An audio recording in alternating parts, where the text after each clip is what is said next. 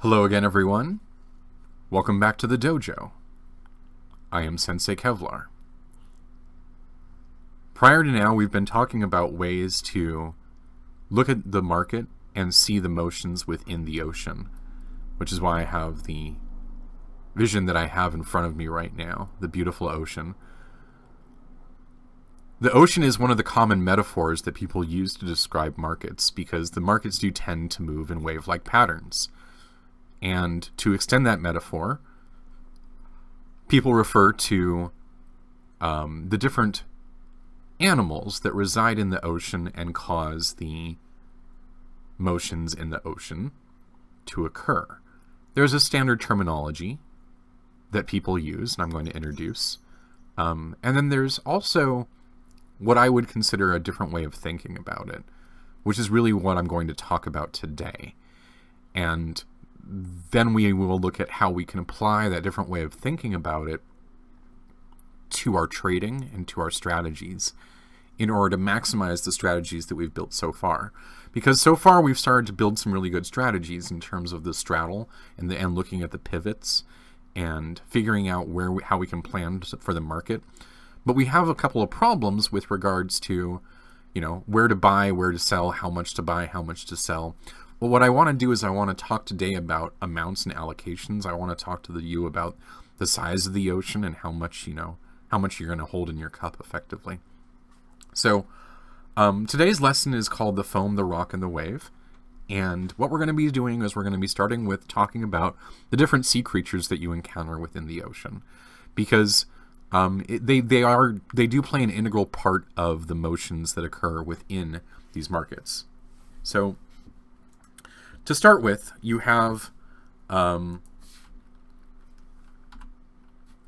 your basic minnows. Minnows are sort of where everyone begins as a newbie. They are emotional traders. They see an opportunity and they get into it, and then they get scared when that opportunity moves against them and they get out of it. They just give money to the market.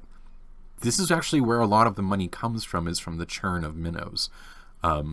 In terms of new money coming into the market, is people just coming into the market, and then getting out at a lower price because they got scared and they didn't understand what they were doing. And that's how money stays in the market, is through these minnows creating that churn.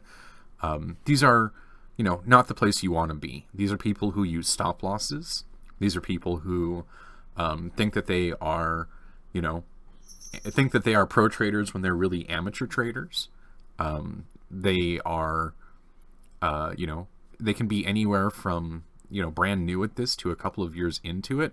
Hopefully they're not more than a couple of years before they sort of graduate to seeing that there's a little bit bigger way of thinking about this and taking advantage of the fact that there are people in these markets who are going to do incredibly irrational things, such as buy at a high price and then sell at a low price, realizing that some minnows make the upgrade, they become sharks.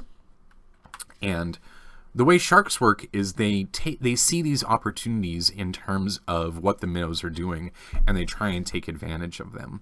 They consider themselves trend traders. What they're doing is they're looking for market motions and they're trying to move with the market motions. Now, generally, sharks are absolutely okay with a little bit of loss. That's absolutely part of their strategy, but they're going to be more aggressive with their strategy. They're going to be doing things like, trying to move the market around. They're going to be trying to take advantage of opportunities. They're going to have more tolerance for longer term trades. They're not going to sit here and get scared on the first time the market goes against them. They're going to see about, investing into their opportunities. And a lot of people who think that they are, traders or professional traders as you would think of them, day traders, they come from the day trading world in these markets right here. They're sharks. That's what they are. And then you have sort of what everybody thinks of as the whale. And generally, the way that whales are sort of thought of and defined is in terms of the size of their portfolio.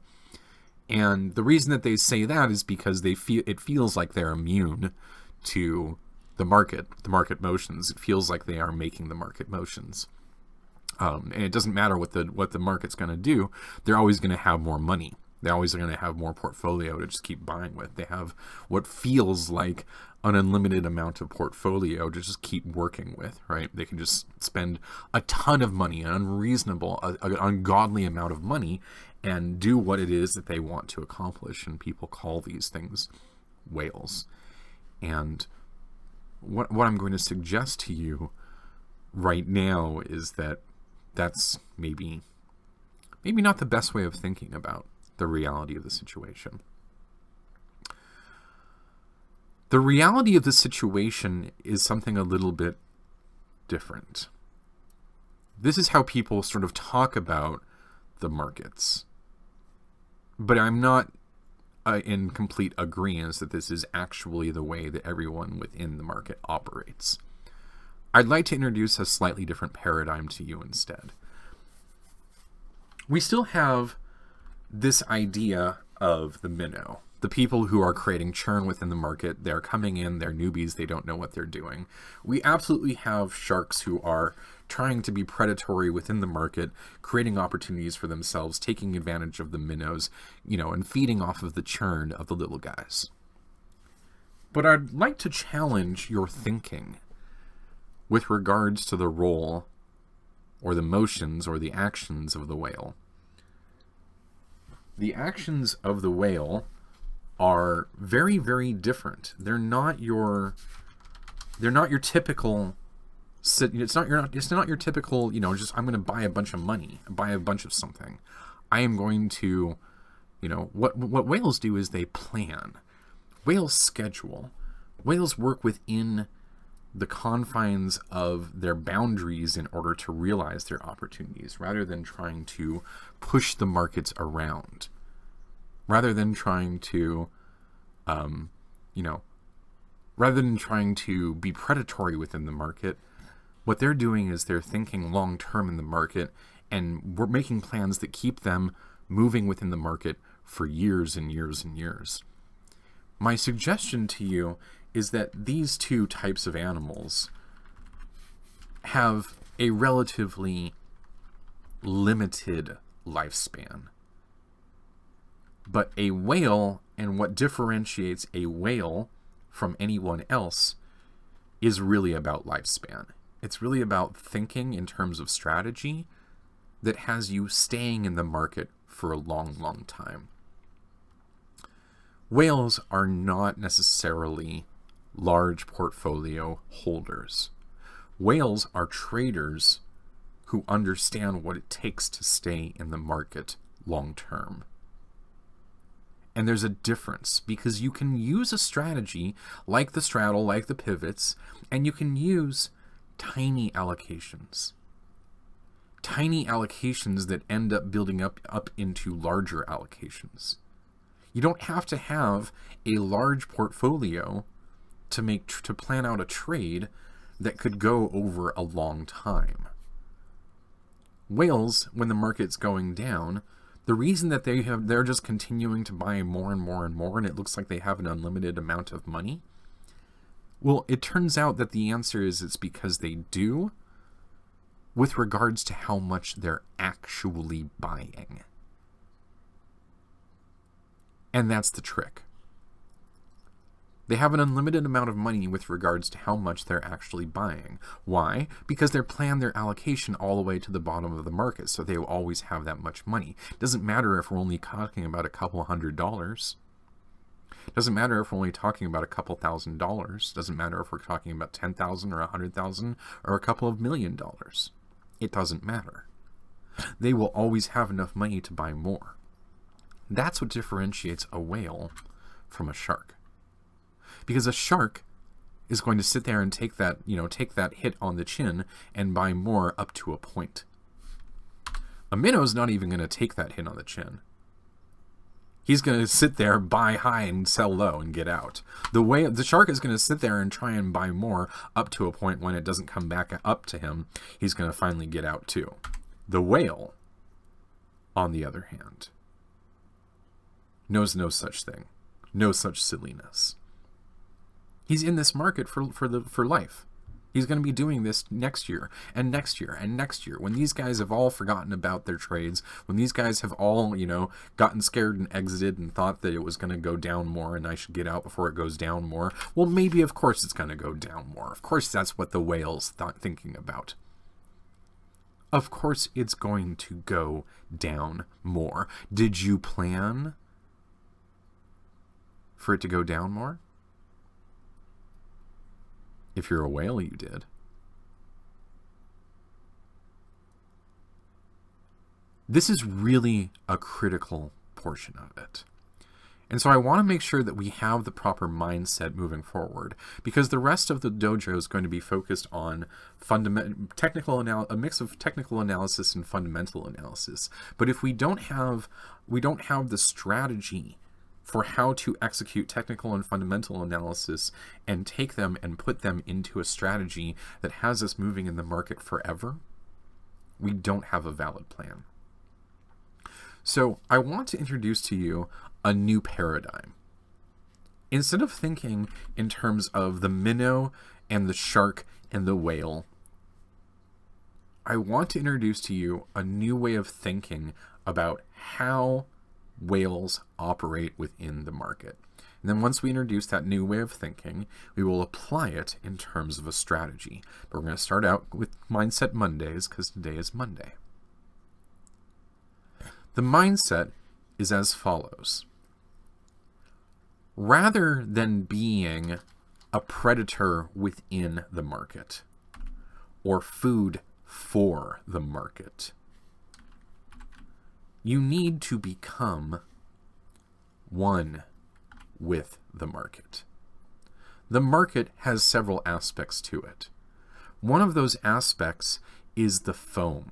The foam is what rides on top of the waves. It remains light. It is nimble. It maintains a portfolio that can do anything. As market conditions change, so does the plan. The foam is a critical aspect of the sea that you need to embrace. If you do not have the agility to remain light within the market, remain light as the market moves, make decisions quickly, easily, and have them not put you out of making decisions longer term, this is the nature of the foam. And it's a critical nature.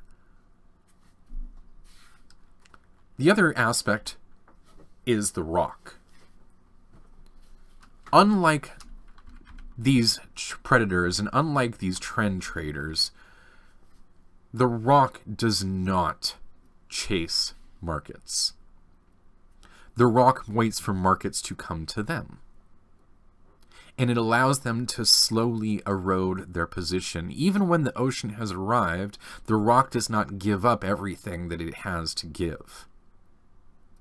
It allows itself to be eroded slowly. It stands its ground. It decides where it's going to be, and then it stays there. And if the wave comes to it, it allows it to slowly erode a little bit of its position.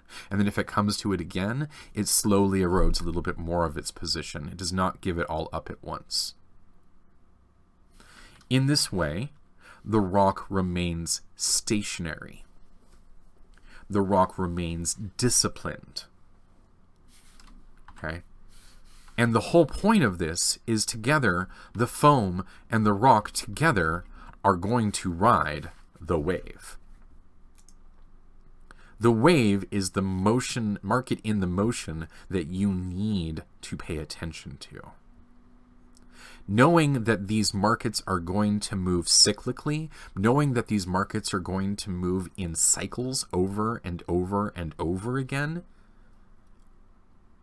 knowing that the wave will eventually come and erode the rock, knowing that the foam needs to be light on top of the wave,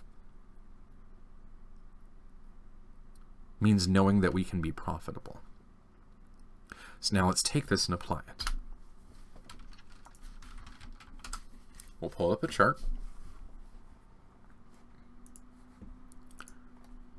Here we are on Ethereum, Bitcoin. I didn't even choose that. I just happen to be on it. Happens to be a great market. What we're looking at here is we're looking at a cycle. Here's the crest of the wave. Here's the downturn of the wave. The market is always going to move in these cycles.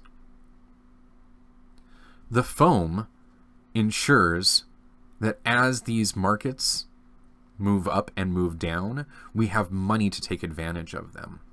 Down here, we definitely created a position for ourselves so that when we shot up here, we can sell it off very quickly. Up here, we definitely created an opportunity for ourselves in terms of planning out this opportunity so that when it came down here, we can very quickly buy. Okay? That is the foam.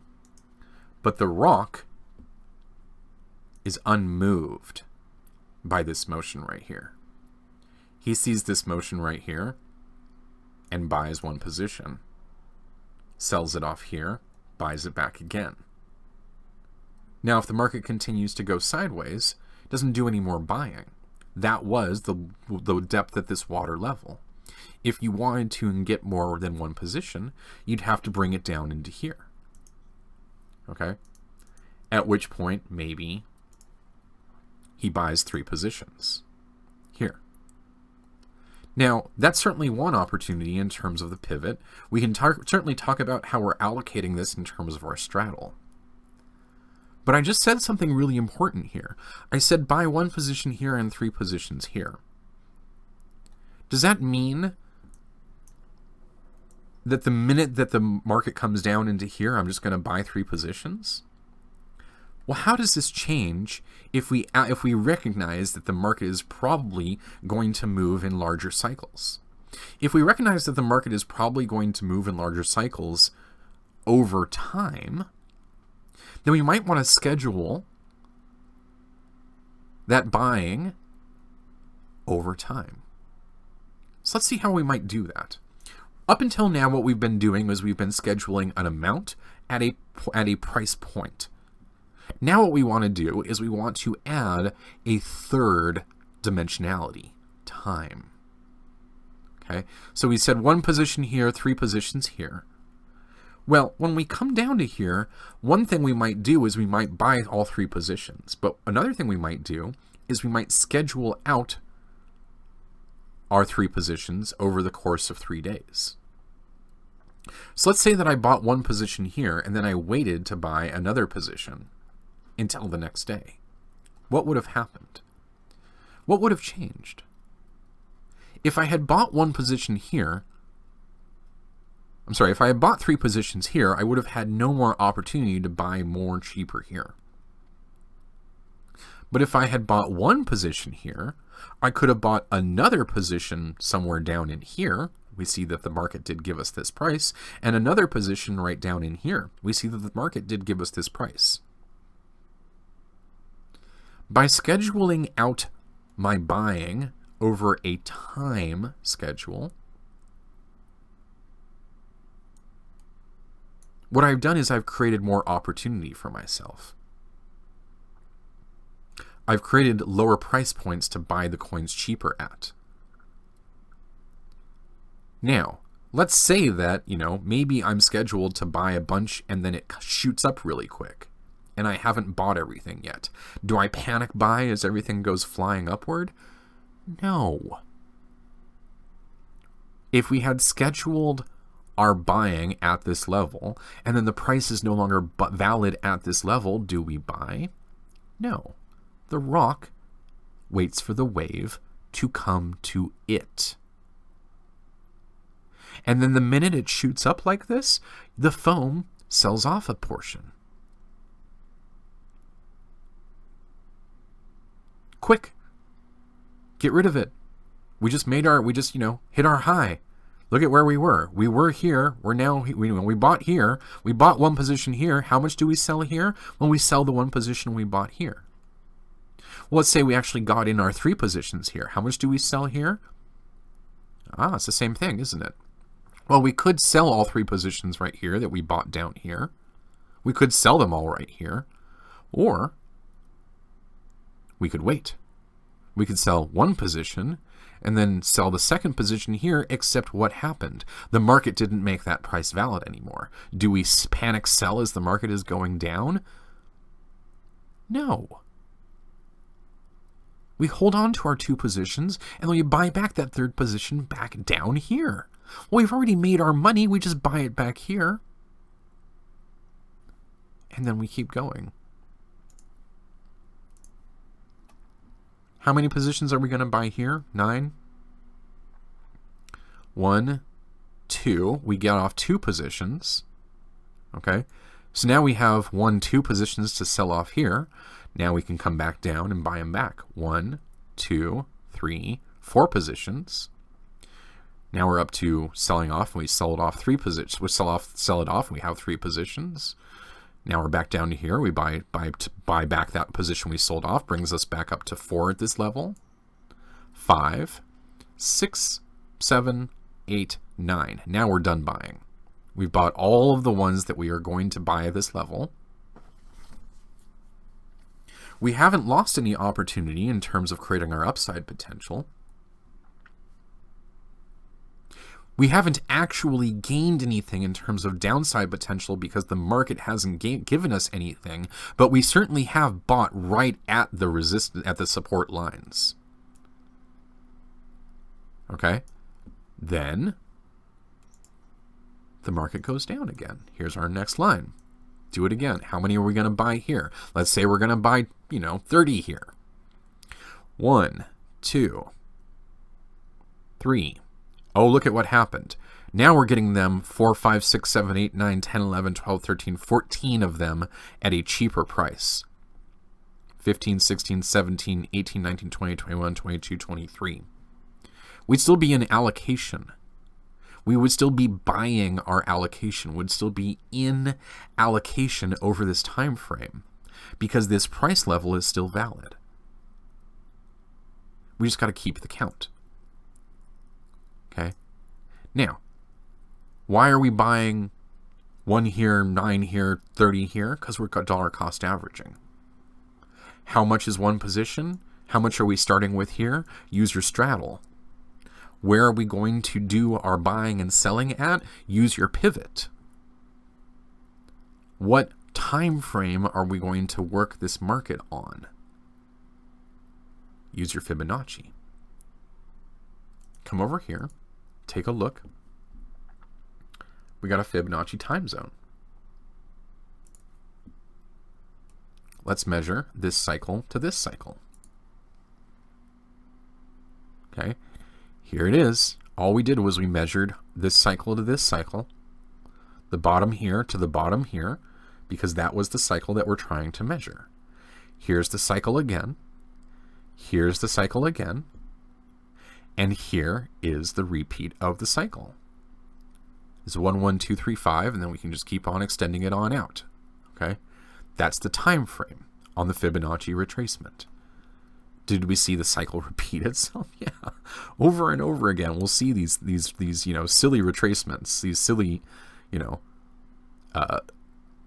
situations where people are looking at these cycle links and doing projections on your fib retracements, just like last time. Okay, so could we do our previously what we've done is we've done price planning against a vertical time frame. We've done price planning against a vertical time frame. We've done allocation planning against a holistic vertical time frame. Now we want to do allocation planning against a horizontal frame. Horizontal reference being time instead of price. If this is a time schedule to be selling at, or buying at in this case, then this is a price schedule to be buying at. Price schedule, time schedule. Okay? So what we're talking about is we're talking about a 3-dimensional matrix that you need to manage. Number 1, how much? Number 2, at what price? Number 3, how often? because doing it how often will get you better prices. So let's see if we can't map this out a little bit more visually. Let's take this trend line right here. Let's say that we have, we're scheduled to buy X amount over this much time frame, okay? And here we get this is what we're this is how many days we're projecting, right? But what actually happens is we only get this much bought. I'm going to make this not dashed. I'm going to make this dotted. Okay. Is we get this much bought. And then we get this much bought.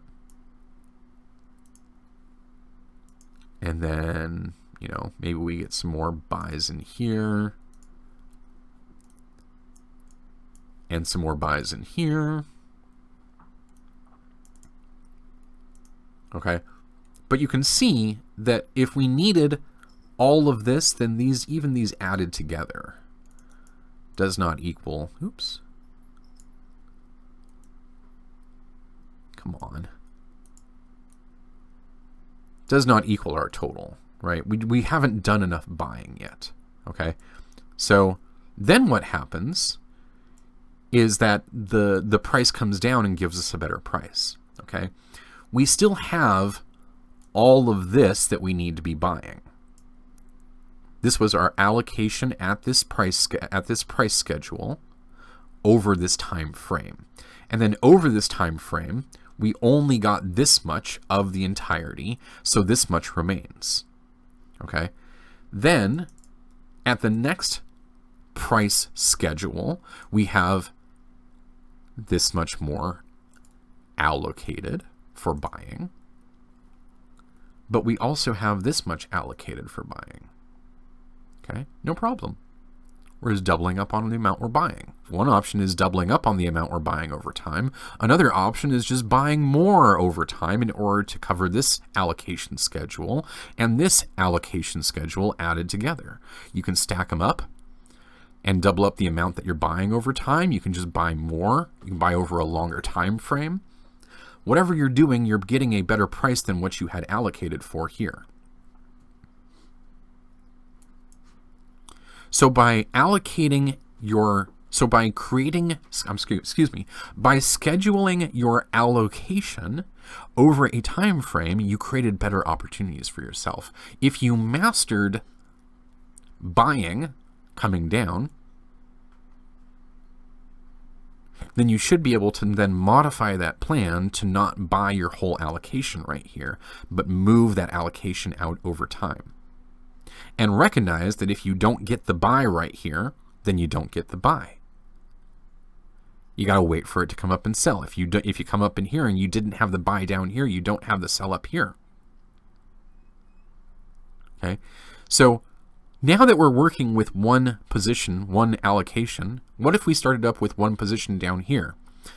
4 positions, 20 positions, 80 positions, 240 positions. If you're scheduling it out over the course of hours, I mean, obviously you wouldn't want to wait 240 days to be buying 240 positions. But if you're scheduling it out over the course of hours, that's a couple of days. Less than a week.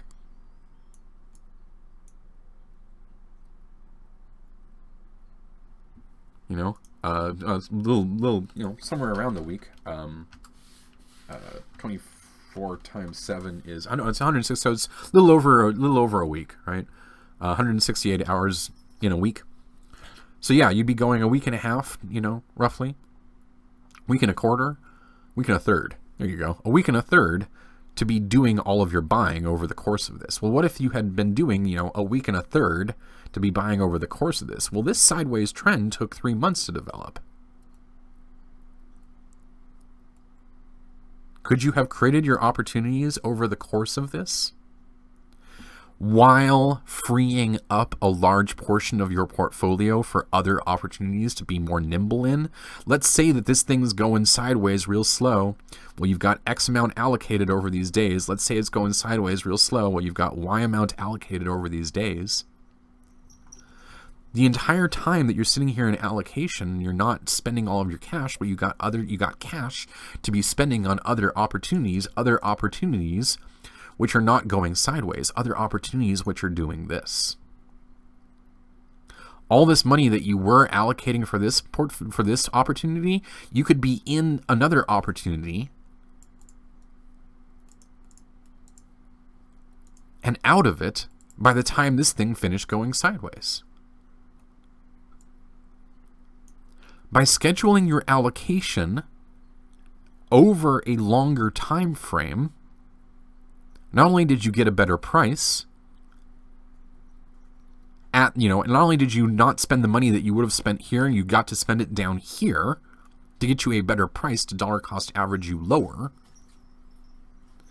but you save some of that you save all of that allocation of that portfolio for other opportunities. This is the foam. This is what keeps you light and nimble. This is the rock. The rock waits for the price to come down. He does not chase the market. He waits for it to come down to see the wave, to ride that wave. If you want to be a whale, you don't need a lot of money. You don't need a massive portfolio. What you need to do is plan. Plan to right here, and then plan to be selling out again right here.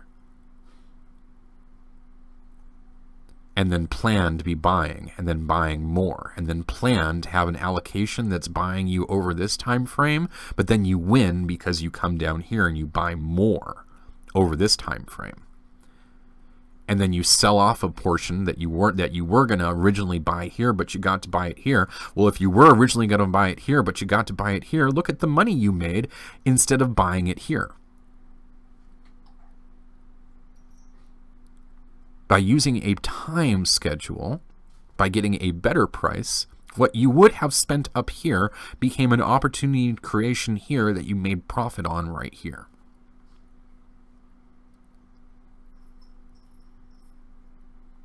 We have 1, 2, 3 positions, 4, 5, 6 positions, 7, 8, 9 positions, but we didn't even get all of those. It took us all the way out to here to make those 9 positions. And then we got to do 27 more buys down here over a similar time frame.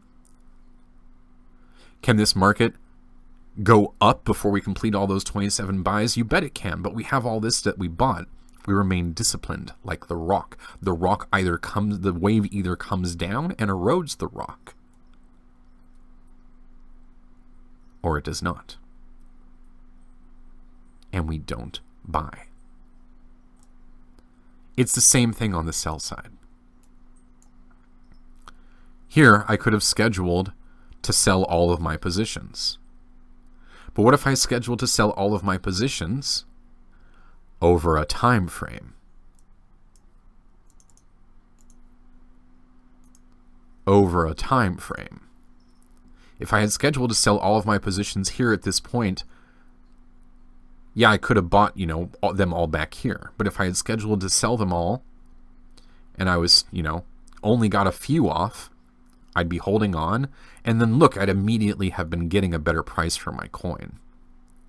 Because I would have held off because I went below my sell point. And then what would have happened? Would have been selling out, selling out, selling out, right? That's how much I wanted to do. This is how much I actually did.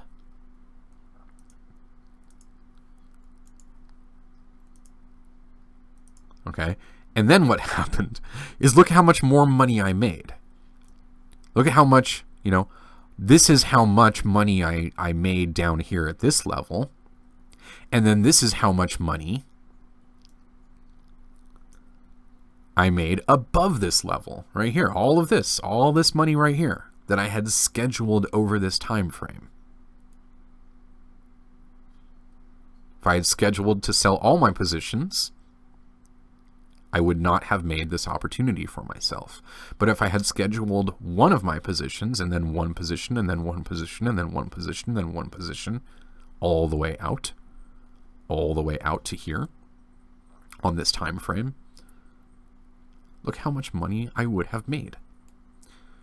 This is how you take a good strategy and you make it great, by being disciplined. If it doesn't come down and give you that, you don't do the buying. If it doesn't come up and give you that, you don't do the selling. Whatever it is, that's your money that you spend, that's your money that you make. That's your money that you spend, and you don't make your money here. And then you spend it again here, and then you spend more of it here. And then if it comes down, you better spend more of it. Spend more. Spend more, spend more, spend more, spend more, spend more. Get out your wallet. Because if this comes down and you liked it at this price, you better love it at this price. And then if it comes down, you better, if you loved it at this price, you better want to take it to bed at this price.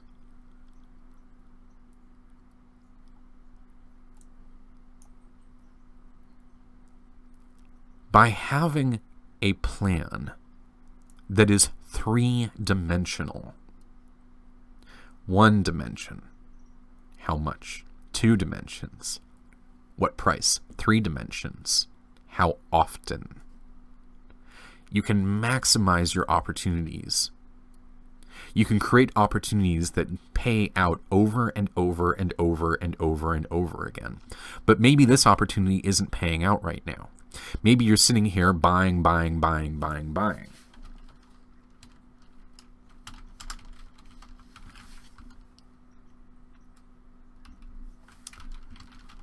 BCC, BTC. Maybe your opportunity looks like this, okay? And that's what you've been doing. Is you've been sitting here buying. Oh my God, I've made a huge mistake. Okay? Because look at it, it's gonna, pops up here. Pops up right there, and you're going, oh God, I've really screwed the pooch on this one because I did all of my buying up here. And I've just been buying like Sensei told me to, and look at how bad it's done me. Okay? This was back in, September?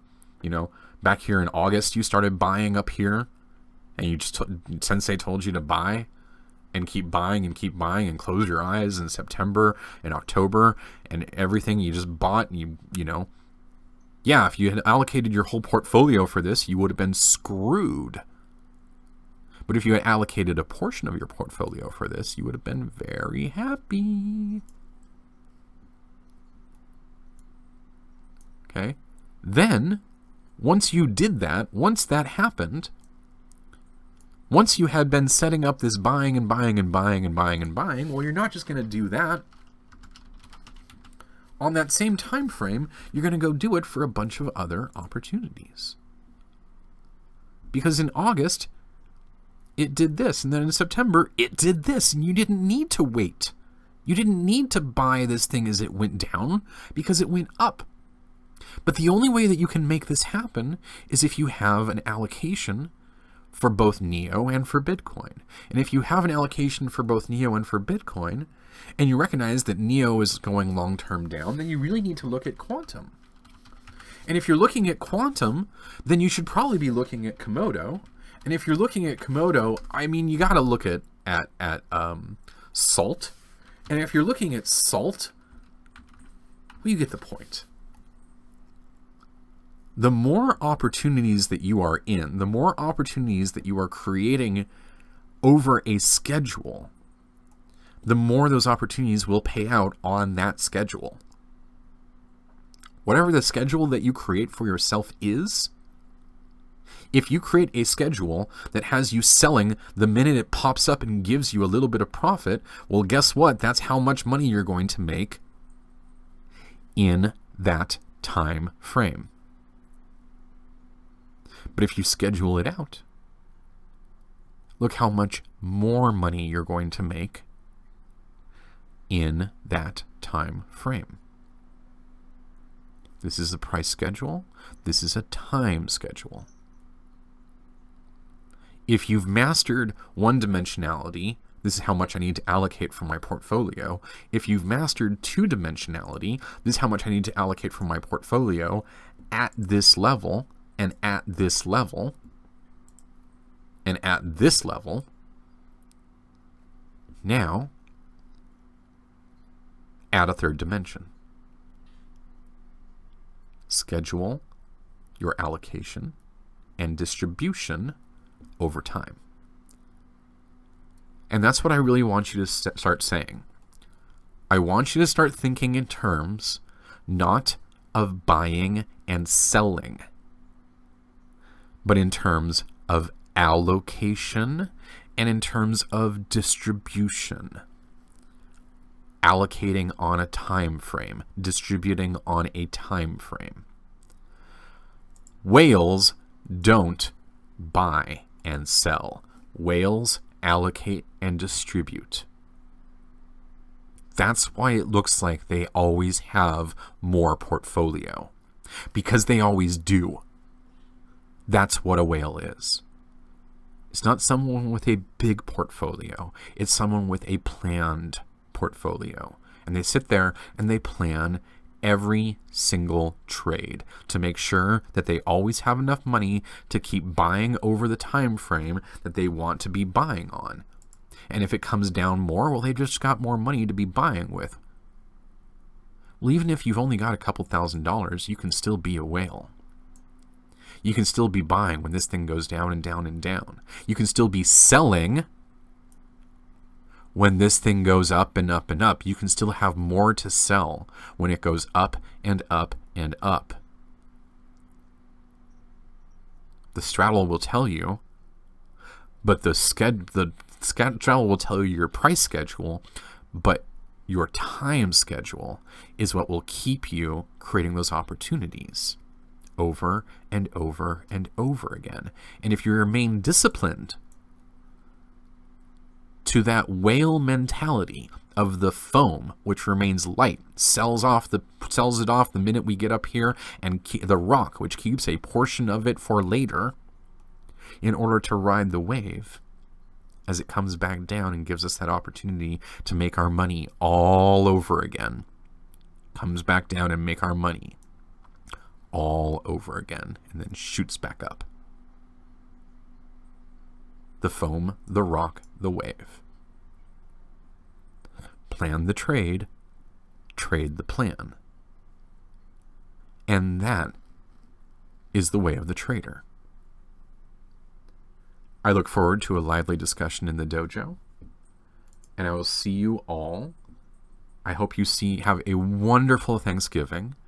We're going to, at this point, after today, shut down the dojo for the week in order to recognize that people are traveling and seeing their loved ones. And I hope you have an amazing holiday week.